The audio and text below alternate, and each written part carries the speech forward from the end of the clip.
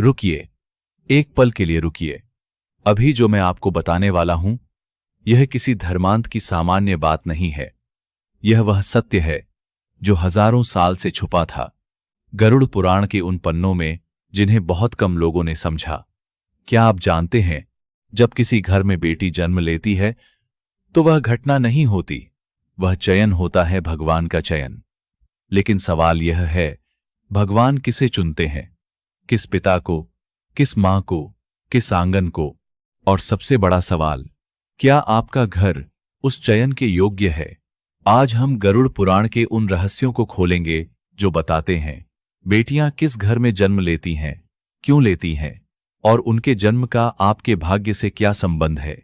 यह वीडियो अंत तक देखिए, क्योंकि जो सत्य सबसे अंत में आएगा वह शायद आपकी जिंदगी का नजरिया बदल दे। मित्रों, हम सब जानते हैं कि दुनिया में हर दिन लाखों बच्चे जन्म लेते हैं, लेकिन क्या आपने कभी सोचा, कोई बच्चा इसी घर में क्यों जन्मा? इसी मां की कोख में क्यों आया? इसी पिता का बच्चा क्यों बना? आधुनिक विज्ञान कहता है यह जैविक प्रक्रिया है, लेकिन गरुड़ पुराण कहता है जन्म केवल शरीर का नहीं होता, जन्म आत्मा का होता है। और आत्मा वहां नहीं जाती जहां जगह हो, वहां जाती है जहां उसका उद्देश्य हो, जहां उसका संबंध हो। गरुड़ पुराण में यमराज और गरुड़ के बीच एक संवाद है। उसमें बताया गया है कि मृत्यु के बाद आत्मा की यात्रा कैसे होती है, उसके कर्मों का हिसाब होता है, और फिर यह तय होता है कि अगला जन्म कहां होगा। यह कोई लॉटरी नहीं है, यह कर्म का गणित है। तो जब किसी घर में बेटी जन्म लेती है, वह भी इसी गणित का परिणाम है। वह आत्मा जो बेटी बनकर आई, उसने खुद उस घर को चुना, या यूं कहें, उस घर के कर्मों ने उस आत्मा को आकर्षित किया। जैसे चुंबक लोहे को खींचता है, वैसे ही पवित्र घर की ऊर्जा पवित्र आत्मा को खींचती है। और यही कारण है कि कुछ घरों में बेटी आते ही माहौल बदल जाता है, रुका हुआ भाग्य चल पड़ता है, पिता का कठोर दिल पिघल जाता है। यह संयोग नहीं है, यह ऊर्जा का परिवर्तन है। हम सदियों से सुनते आए हैं बेटी लक्ष्मी होती है, लेकिन क्या हमने कभी सोचा कि यह बात कहां से आई? गरुड़ पुराण और देवी भागवत दोनों में एक बात स्पष्ट है, लक्ष्मी केवल धन की देवी नहीं है, लक्ष्मी संतुलन की देवी है, समृद्धि की देवी है, चेतना की देवी है। और लक्ष्मी वहां आती है जहां पहली बात सम्मान हो।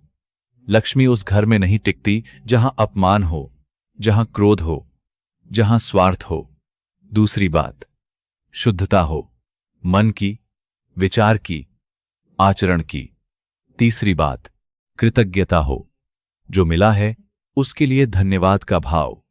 तो जब बेटी को लक्ष्मी कहा जाता है, तो इसका अर्थ है वह उस घर में आती है जहां ये तीनों गुणों की संभावना हो, या जहां इन गुणों की उपस्थिति हो। और यही एक बड़ा सत्य छुपा है, बेटी केवल लक्ष्मी नहीं होती, वह लक्ष्मी को लेकर भी आती है।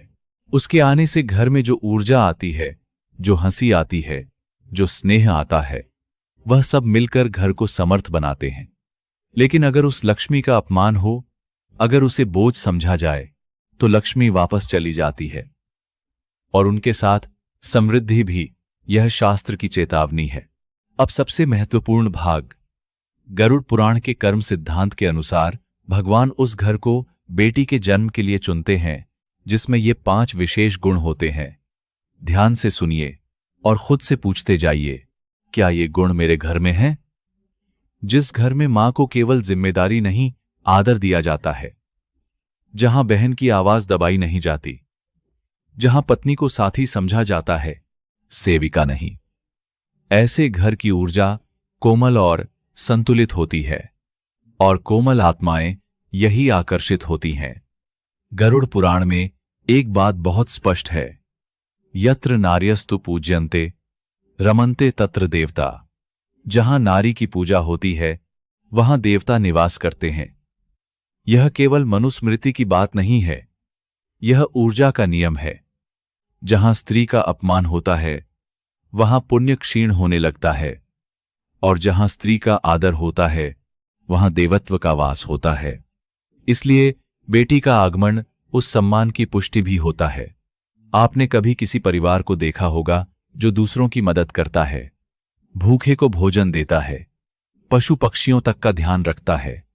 ऐसे घरों में केवल मनुष्य नहीं, संस्कार बसते हैं। बेटी संवेदनशीलता की प्रतीक मानी जाती है। वह उस आंगन में आती है जहां संवेदना पहले से मौजूद हो, ताकि वह और बढ़ सके। सोचिए, करुणा को करुणा ही बुलाती है। जहां पहले से प्रेम हो, वहां और प्रेम आता है।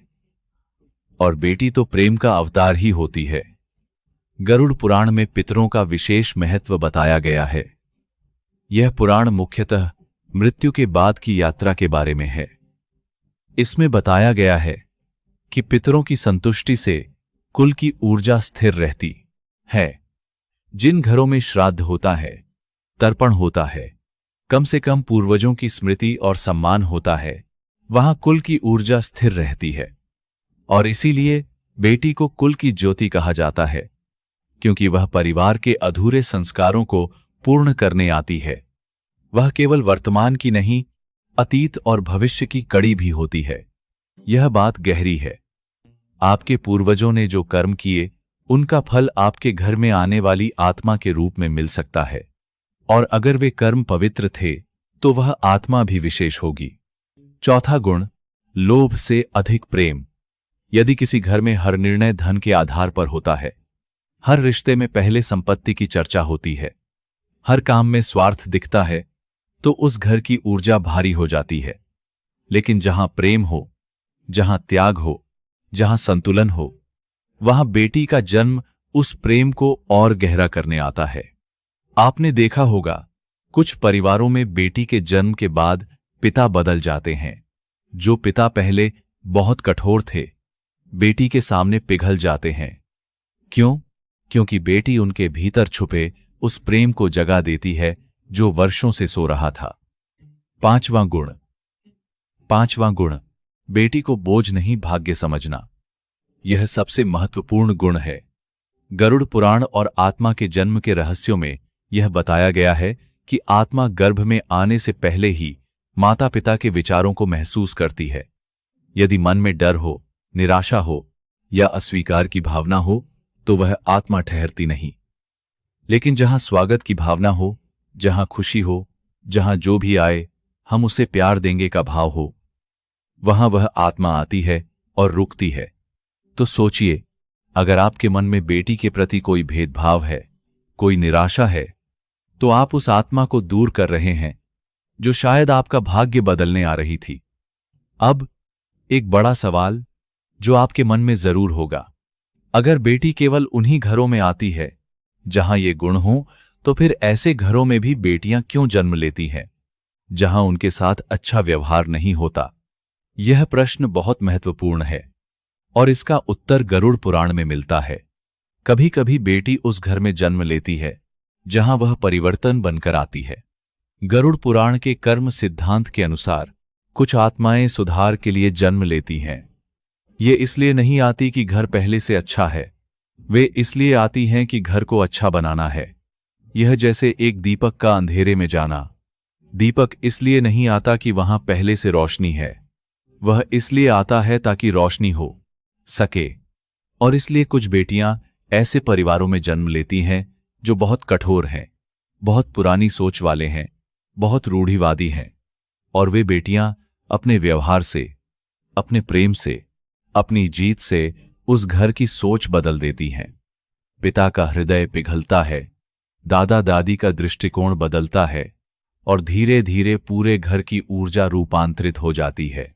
तो क्या यह कहना सही होगा कि ऐसी बेटियां कमजोर परिस्थितियों में आई थीं?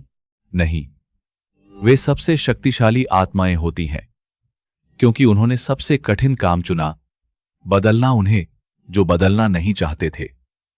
अब वह रहस्य जिसका इंतजार आप शुरू से कर रहे थे, क्या सच में बेटी माता पिता का भाग्य बदल सकती है? गरुड़ पुराण के कर्म सिद्धांत के अनुसार कोई भी आत्मा बिना कारण किसी परिवार में जन्म नहीं लेती। हर जन्म एक क्षण है, एक संबंध है, एक अधूरी यात्रा का परिणाम है। बेटी का जन्म कई बार उस क्षण को चुकाने का माध्यम बनता है जिसे हम समझ भी नहीं पाते। कभी वह पिता के किसी अधूरे पुण्य का फल होती है। उस पिता ने शायद किसी पिछले जन्म में किसी कन्या का संरक्षण किया था और उसी का फल इस जन्म में उसकी अपनी बेटी के रूप में लौटा। कभी वह ना कि किसी पूर्व जन्म की तपस्या का उत्तर होती है और कभी वह स्वयं उस परिवार की परीक्षा बनकर आती है। अब सुनिए सबसे गहरी बात। गरुड़ पुराण में यह भी बताया गया है कि जब कोई शुभ आत्मा जन्म लेती है तो वह अपने साथ अपने संचित पुण्यों की तरंग भी लाती है। वह तरंग केवल उसके जीवन को नहीं, पूरे परिवार की दिशा को प्रभावित कर सकती है। इसलिए आपने देखा होगा कुछ घरों में बेटी के जन्म के बाद रुका हुआ काम चल पड़ता है, आर्थिक स्थिति सुधरने लगती है, घर में अधिक शांति महसूस होती है।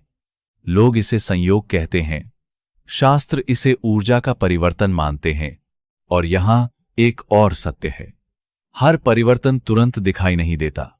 कभी कभी बेटी का जन्म परिवार के भीतर छिपी कठोरता को उजागर कर देता है। जो सोच वर्षों से भीतर दबाई गई थी वह सामने आ जाती है। यह नकारात्मक नहीं होता है, यह शुद्धिकरण होता है। जैसे जब घाव को साफ किया जाता है तो दर्द होता है, वैसे ही बेटी का कोमल स्पर्श भी कभी कभी ऐसा ही होता है। गरुड़ पुराण में आत्मा की यात्रा का जो वर्णन है वह अद्भुत है। यह पुराण बताता है कि मृत्यु के बाद आत्मा कई पड़ावों से गुजरती है, उसके कर्मों का आकलन होता है और फिर वह अगले जन्म की तैयारी करती है। और यह बात बहुत गहरी है। संभव है कि वही आत्मा जिसने किसी जन्म में पिता का रूप लिया था अगले जन्म में बेटी बनकर लौटे, ताकि संबंध का संतुलन स्थापित हो सके। जरा सोचिए, वह बेटी जो आपकी गोद में खेल रही है, हो सकता है किसी जन्म में वह आपकी मां रही हो, या आपका पिता, या आपका सबसे प्रिय मित्र। आत्माएं बदलती नहीं, रूप बदलते हैं। और इसलिए कहा जाता है, बेटी केवल वर्तमान की संतान नहीं, वह आत्मा की यात्रा का विस्तार है। अब एक प्रश्न जो आपको झकझोर देगा, यदि बेटी का जन्म कर्मों से जुड़ा है, यदि वह अपने साथ पुण्य और उद्देश्य लेकर आती है, तो क्या उसे कमतर समझना स्वयं अपने भाग्य को कमतर समझना नहीं है? जब आप बेटी को अस्वीकार करते हैं तो आप उस पुण्यों को अस्वीकार करते हैं जो उसके साथ आया था, उस ऊर्जा को अस्वीकार करते हैं जो आपके घर को बदल सकती थी।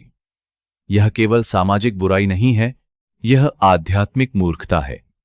अब वह रहस्य जो बहुत कम लोग जानते हैं। गरुड़ पुराण में आत्माओं के प्रकार का भी वर्णन है। कुछ आत्माएं संघर्ष में दिखती हैं। वह बेटी जो बचपन से ही सबकी मदद करती है, शायद वह करुणा का संदेश लेकर आई है। वह बेटी जो हर मुश्किल में डटी रहती है, शायद वह शक्ति का प्रतीक है। वह बेटी जो सवाल पूछती रहती है, पुरानी बातों को चुनौती देती है, शायद वह परिवर्तन का दूत बनकर आई है। और कभी कभी वह बेटी जो बहुत कम उम्र में चली जाती है, वह भी एक संदेश देकर जाती है। वह संदेश जो शायद शब्दों में नहीं कहा जा सकता, लेकिन जो परिवार की आत्मा में हमेशा के लिए उकेर जाता है। मैं जानता हूं यह सुनना कठिन है, लेकिन गरुड़ पुराण का यही सत्य है। हर जन्म उद्देश्यपूर्ण है, हर आत्मा महत्वपूर्ण है, हर आत्मा महत्वपूर्ण है। अब हम उस अंतिम और सबसे गहरे प्रश्न पर आते हैं, क्या बेटी का जन्म केवल कृपा है या वह एक आध्यात्मिक जिम्मेदारी भी है? गरुड़ पुराण का उत्तर स्पष्ट है, दोनों। जब कोई शुभ आत्मा किसी घर में जन्म लेती है तो वह केवल सुख देने नहीं आती, वह उस घर की चेतना को ऊंचा उठाने आती है। उसके लिए परिवार का दायित्व है उसे शिक्षा देना, उसे सुरक्षा देना, उसे स्वतंत्रता देना, उसे सम्मान देना। यदि किसी घर में बेटी का स्वागत तो हो, पर उसे समान अवसर न मिले, यदि उसके सपनों को छोटा कर दिया जाए, यदि उसकी आवाज को अनसुना किया जाए, तो वह घर उस आध्यात्मिक अवसर को खो देता है जो उसे मिला था। गरुड़ पुराण यह सिखाता है कि जन्म लेने वाली आत्मा और परिवार के बीच एक सूक्ष्म अनुबंध होता है। आत्मा अपने संस्कार लेकर आती है और परिवार उसके संरक्षण का दायित्व लेता है। यह संबंध केवल पालन पोषण का नहीं है, यह आत्मा के विकास का संबंध है। अब समय आ गया है कि हम समझें, बेटी का जन्म केवल एक पारिवारिक घटना नहीं है, वह आत्मा की यात्रा का एक अध्याय है। हम जाने कि वह केवल संतान नहीं, वह संस्कार है और परिवार को भीतर से मजबूत करने का माध्यम है। बेटी का सम्मान करना केवल शब्दों से नहीं होता, उसे शिक्षा देना, उसे निर्णय लेने का साहस देना, उसे समान अधिकार देना, उसके सपनों को अपना सपना समझना, यही सच्चा आदर है।